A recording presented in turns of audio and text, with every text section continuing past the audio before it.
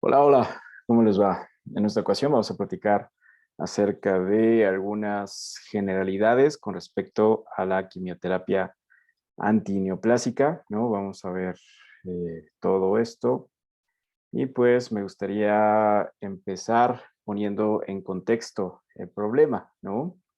Entonces, de este lado, pues vemos cuáles son las neoplasias más comunes en mujeres. Pueden ver que el principal problema sigue siendo, ¿no?, el cáncer de mama. Ya sabemos todas las medidas que estamos tratando de compartir con la gente para que haga una revisión constante para que se pueda detectar alguna lesión de forma temprana y que no progrese, ¿no? Y entonces, lamentablemente no lo estamos haciendo como deberíamos y sigue siendo la principal causa por cáncer de muerte en mujeres. En segundo lugar, igual, ¿no? El cáncer cervicouterino. Sabemos que esta cuestión es prevenible en el sentido de que si se hacen las revisiones adecuadas, tenemos una vacuna, ¿no? La vacuna de VPH que pues disminuye el riesgo de neoplasias vinculadas a este virus y pues bueno, nos queda trabajo por hacer porque es la segunda causa de muerte por cáncer en mujeres. La tercera causa, el hígado, de eso está más difícil, ¿no? Hacer algún tipo de tamizaje de forma global, pero bueno, también tenemos que estar pendientes con respecto a las manifestaciones clínicas, porque es la tercera causa, y el cáncer de estómago que es la cuarta causa de muerte por cáncer de mujeres. Hablando de hombres, igual, ¿no? Cáncer de próstata, una neoplasia que puede ser fácilmente detectada y evitar la progresión hacia complicaciones graves y evidentemente la muerte, ¿no?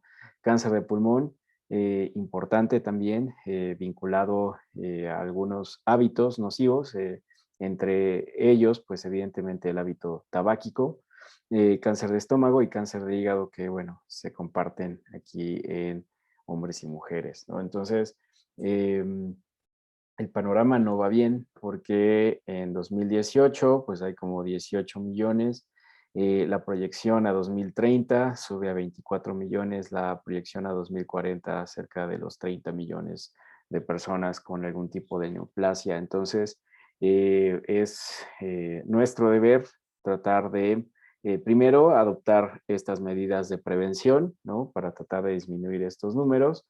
Y en segundo lugar, pues saber cuáles son estas estrategias terapéuticas que se utilizan para el tratamiento de algunos tipos de cáncer y cuál es nuestro papel como médicos, ¿no? Entonces, hay varios tipos de quimioterapias. Hay unas que sirven para hacer una inducción hacia la remisión, por ejemplo. Eh, Hay diferentes momentos en la quimioterapia. Hay veces que necesitan varios ciclos de fármacos quimioterápicos antineoplásicos, ¿no? Y entonces hay unos que se utilizan al principio que pueden ser más importantes, más agresivos, hablando de sus mecanismos, ¿no?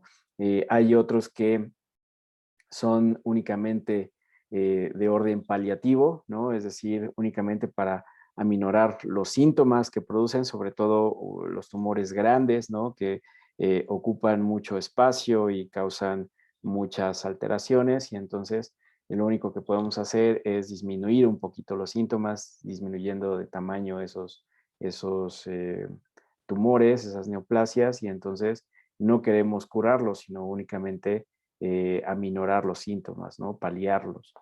Hay otro tipo de quimioterapia que es adyuvante, ¿no? Es decir, que en combinación con otras estrategias puede mejorar este panorama de quimioterapia y otras que es neoadyuvante, que significa que, pues bueno, va a ser útil igual en combinación con otras estrategias, que bueno, en estos dos escenarios no solamente pueden ser al mismo tiempo que otra terapia farmacológica quimioterápica, sino que también puede ser vinculada a alguna intervención quirúrgica o algún otro tipo de estrategia antineoplásica como la radioterapia, ¿no?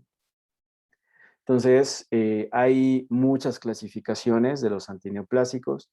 Hay unos que los clasifican por agentes alquilantes, antimetabolitos específicos de ácido fólico, pirimidina y purina.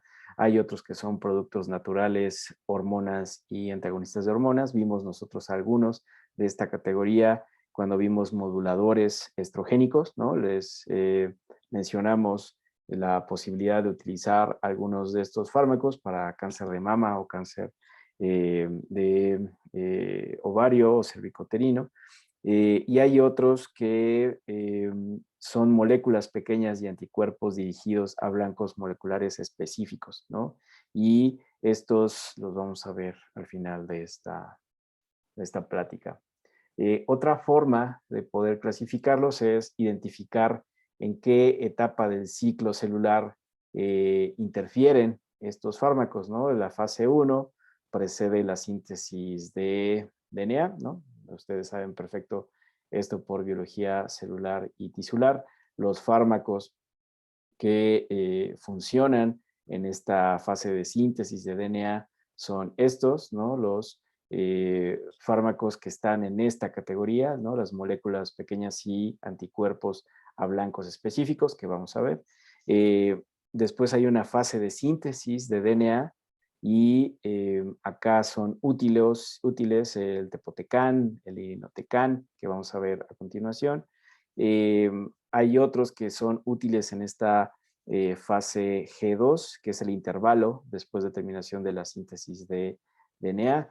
Y acá los que ayudan son unos que ya revisamos, es el caso del metotrexato, que como ustedes recuerdan, tiene que ver con el ácido fólico. Y después hay una fase de mitosis, ¿no? Y entonces aquí hay algunos fármacos que son útiles porque también intervienen en esta cuestión de los microtúbulos que hace que se puedan dividir las células. En este caso está la vincristina, la vinblastina y el paclitaxel, ¿no? Entonces, podemos también dividirlos de esta forma. Hay diferentes estrategias antineoplásicas, muchas de ellas sirven para diferentes tipos de cáncer.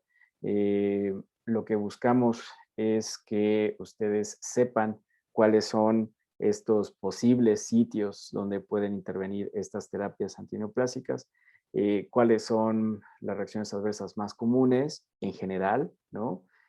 Porque pues evidentemente el uso de estas combinaciones, el uso de algunos fármacos antineoplásicos específicos, pues corresponden a la especialidad o subespecialidad, ¿no? Pero lo único que queremos es que vean cuáles son y dónde actúan. Entonces, empezaremos con estos, que son los alquilantes y los complejos de platino. Hablando de los alquilantes, están todos estos, ¿no? Ciclofosfamida, melfalán, isofosfamida.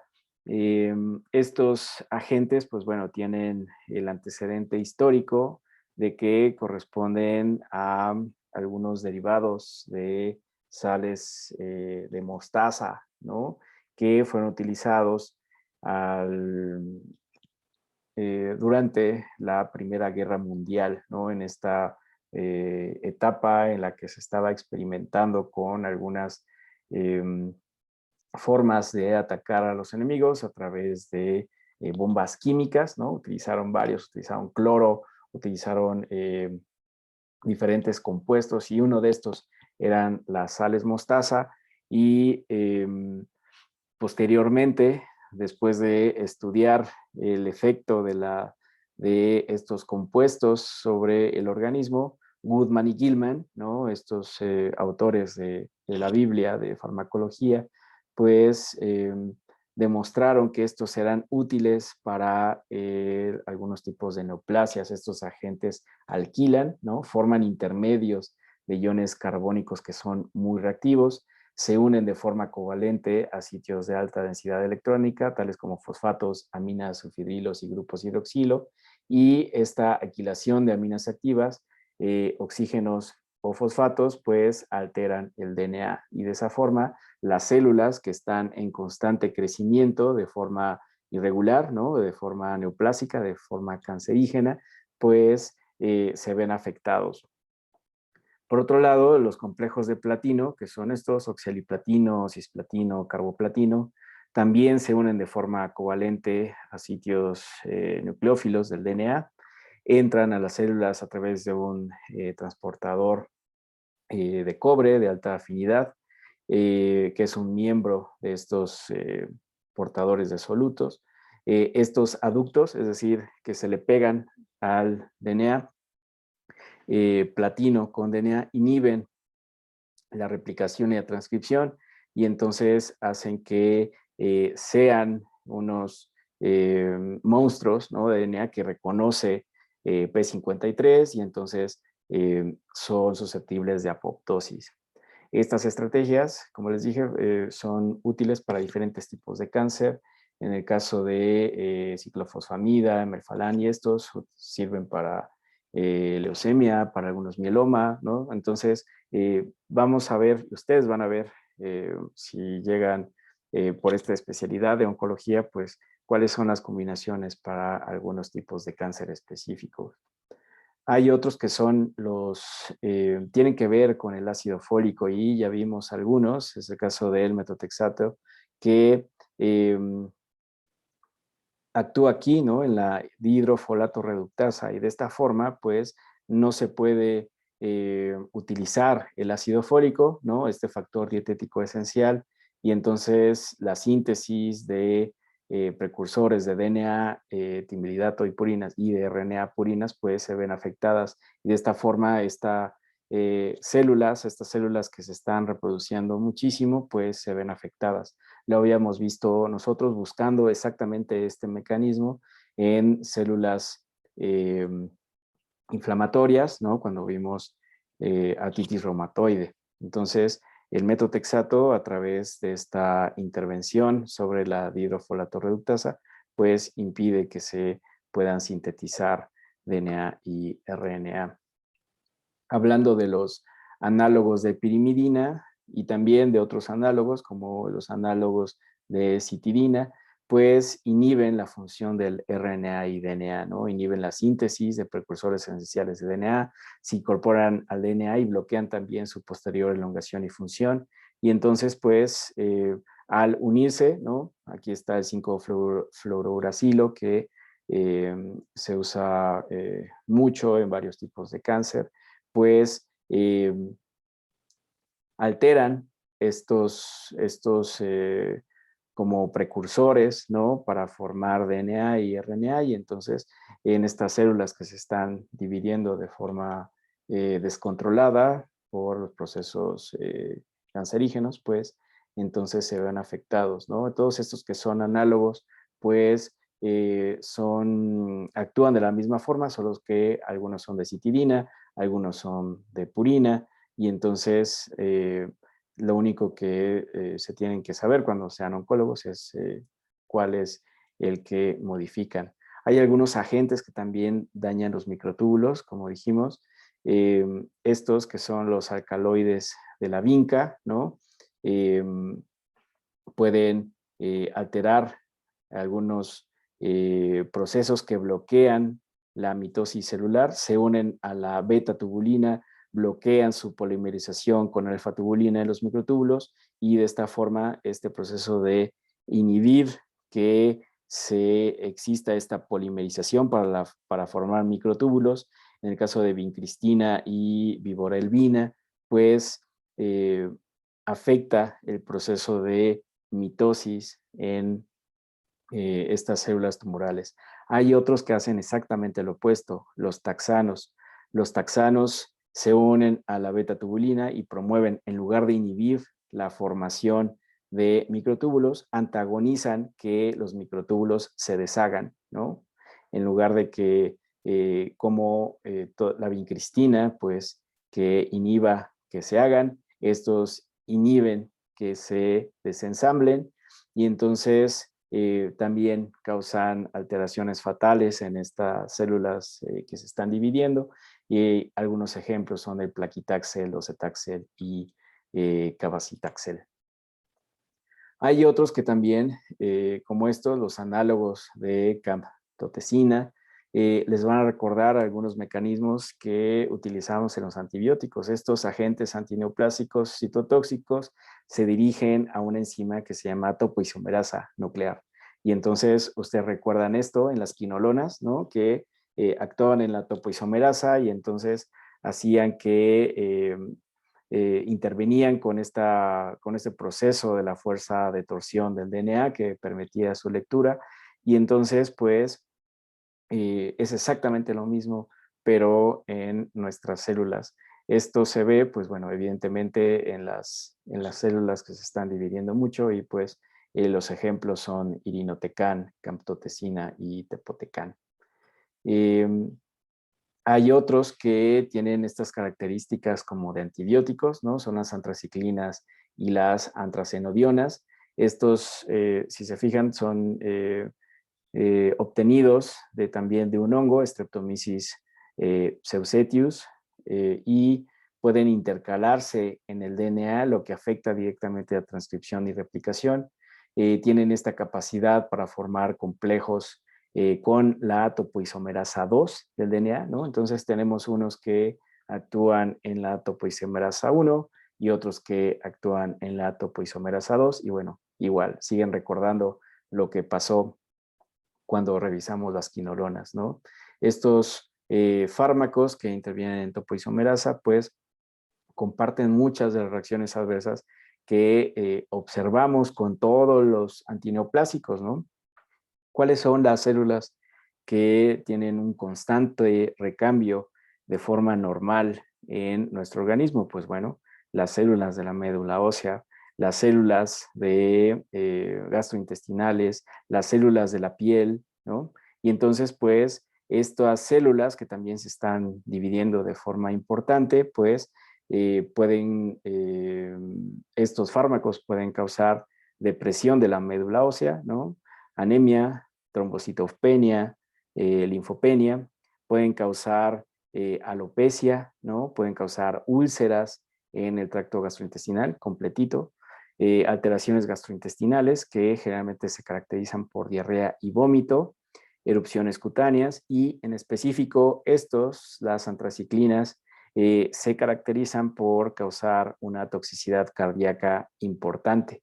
Esta toxicidad puede ser aguda o crónica, ¿no? Dependiendo de qué tanto estemos utilizando estos antineoplásicos, pero estos de inicio son las reacciones adversas que esperamos que sucedan, ¿no? Vinculados a los mecanismos de acción y son las que vamos a tratar de prevenir cuando tengamos algún paciente en seguimiento por tratamiento antineoplásico. Entonces, los cánceres humanos más susceptibles a la quimioterapia son aquellos que tienen un alto porcentaje de células en proliferación. Ya vimos algunos mecanismos y entonces las células necesitan estarse dividiendo para que nosotros podamos incidir sobre estos procesos y entonces que las células tumorales mueran. Los tejidos normales que se incrementan rápidamente, que se dividen rápidamente, ya dijimos, médula ósea, folículos pilosos, epitelio intestinal, y entonces de estas se van a derivar las principales reacciones adversas que ya mencioné, ¿no? Anorexia, náusea, estomatitis, diarrea, úlceras y demás. Hablando en específico de estos fármacos, pues hay algunos que tienen algunas implicaciones cardíacas, ya dijimos, otros hepáticas, ¿no? Aunque bueno, estas rompen la regla de que son tejidos que incrementan rápidamente su recambio celular, pero pues bueno, tenemos que estar atentos a este perfil, ¿no? Y entonces ustedes notarán que algunos fármacos de los que ya revisamos, pues son útiles para mitigar algunos de estos síntomas, ¿no? En el caso del ondansetron, para evitar las náuseas y el vómito. El caso de algunos otros fármacos que también disminuyen el proceso de diarrea, como el caso de loperamida.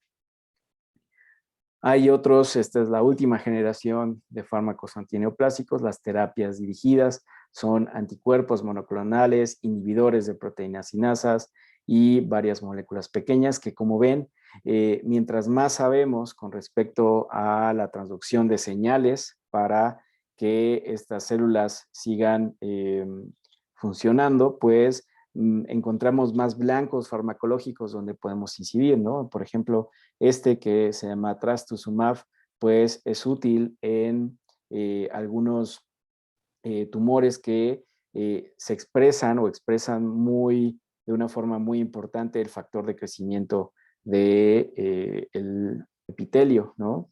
Hay otros que provocan una angiogénesis muy importante, que los vasos se están haciendo con mucha frecuencia, y entonces utilizamos un anticuerpo monoclonal que se llama bevacizumab, que va en contra del factor de crecimiento del endotelio vascular, ¿no? Y entonces, evidentemente, nosotros vamos a tener algunos perfiles de seguridad específicos para cada uno de estos anticuerpos monoclonales, ¿no? En general, esos anticuerpos pueden ocasionar fiebre, náuseas, erupciones cutáneas. Esto es lo común, digamos, entre todos estos anticuerpos monoclonales, pero en el caso de algunos, por ejemplo, este que tiene que ver con la angiogénesis, puede causar hipertensión, perforación gastrointestinal, eventos tromboembólicos y hemorragias, ¿no? Entonces, va a depender de cuál es el mecanismo de acción de cada uno de estos anticuerpos, qué etapa celular es la que está inhibiendo, pues su expresión de reacciones adversas. Entonces, lo que queremos es que sepan que existen, ¿no? Que sepan cuáles son los perfiles que podríamos encontrar en algunos de estos de forma general, y que pues tienen que estarlos revisando en el futuro cercano, porque las enfermedades neoplásicas van a permanecer durante muchos años conviviendo con nosotros, ¿no? Entonces, espero que les haya servido. Si tienen algún comentario, pues escriban. Que estén muy bien.